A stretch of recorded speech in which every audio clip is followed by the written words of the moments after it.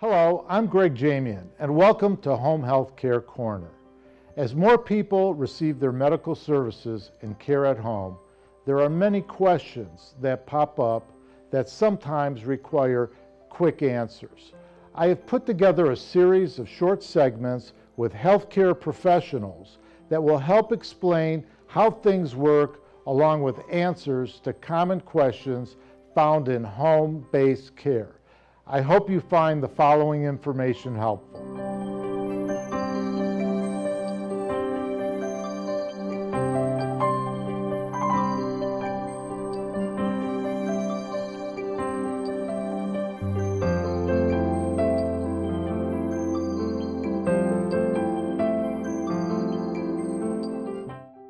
Welcome to Home Health Corner. My name is Erin, and today we have with us Lisa, Hello. a nurse of AmeriStaff Home Nursing, and today we're going to talk about principles of proper foot care. Thanks for joining us, Lisa. Good morning, Erin. Thank you for having me. Yeah. So, what is so important about proper foot care, and how does it kind of play into the overall health of the body? Well, proper foot care, especially in older people, people over 50s, 60s, elderly people, especially people who have certain diseases like diabetes or circulatory insufficiency, whether it's arterial or venous, where their blood's not flowing really well or they're susceptible to infections. They're particularly vulnerable to having issues like infections and not knowing about it. So the most important factor is looking at your feet daily. You know, cleaning them daily, especially getting between the toes, drying them well, but just inspecting your feet on a daily basis, especially, like I said, for diabetics and people who have insufficiency with blood flow, because a simple cut, a crack in the skin, or a sore could lead to many infections, and I've seen some really bad things happen with that. So with older adults, why are the feet so vulnerable? Well, because of the pressure, the pressure that's on them. As you age, that's the furthest part away from your heart where the blood has to flow back to circulate through the body. So if you're not able to do much activity, your blood's going to be sluggish.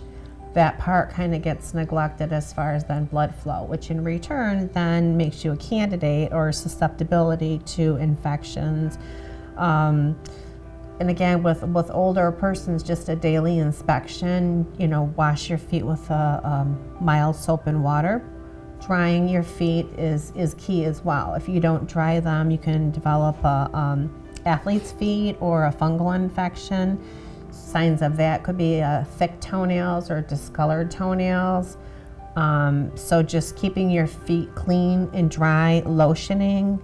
But then again, you want the lotion to be dry, well absorbed into your feet and dry to the touch before you put socks on. Mm-hmm. And how about proper nail care? What do you recommend so the daily inspections, how about with the nails? Keep them short?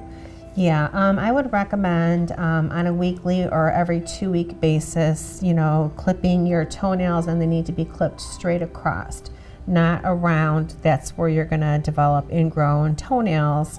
So you want to clip them straight across, then you want to take a nail file and just file the sharp edges.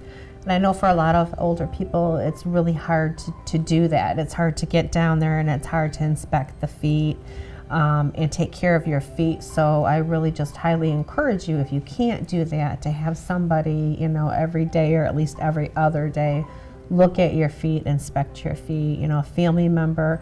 As far as the nail care, if you are diabetic or you have the arterial or venous insufficiency, then you're a candidate to you need to see a podiatrist then who can do that for you, because diabetics should not be cutting their own nails or anybody else. They should be cut by a podiatrist.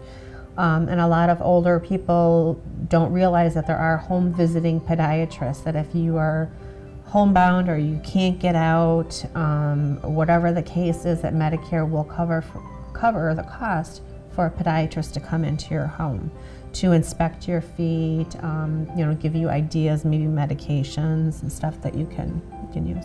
Okay. How about proper foot care, in terms of shoes, stockings? Is there anything that you would recommend? Yeah, I would definitely recommend not wearing narrow-toed shoes, wider shoes, keeping the toes covered, especially with diabetics. They can get orthopedic shoes, which they would purchase from their podiatry office. They have different shoes there that you can try on, or a medical equipment supply place. They have different orthopedic shoes, again, you could try on. They've gotten much more stylish than they used to be. As far as stockings, again, your podiatrist would order that if he thought that you would benefit from stockings that help with circulation. Using white socks, white cotton socks is better than nylon socks because it absorbs the moisture, where nylon is going to keep your feet moist, and then you're going to be susceptible again to fungal infections. You need to find a shoe that has a good arch in it, something that's supportive, and interchanging shoes that are good support rather than wearing the same pair all the time is also a good idea. If you wear the same pair all the time, moisture is going to stay in there and it harbors bacteria. Okay. Now, what if you have issues with corns? What do you recommend, if they have to go out and get something? I would recommend them not going out to get something. I would recommend them seeing a podiatrist who can write a prescription or just educate them on what they can do, because buying over the counter, the corn pads or the medications can actually in return irritate the skin, causing further damage. Okay.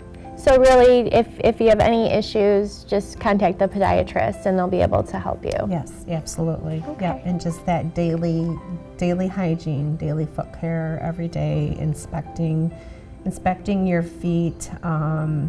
But just cannot stress the importance of it. Like I said, I've seen some tiny little things that could have been prevented, lead into amputation and stuff, especially with diabetics. So that's the key to good foot care, and keep moving, and to increase with the circulation. The more activity that you can do, that's wonderful. If you can, when you are sitting, put your feet up. That helps with circulation. That helps the blood flow from the feet to the heart much better.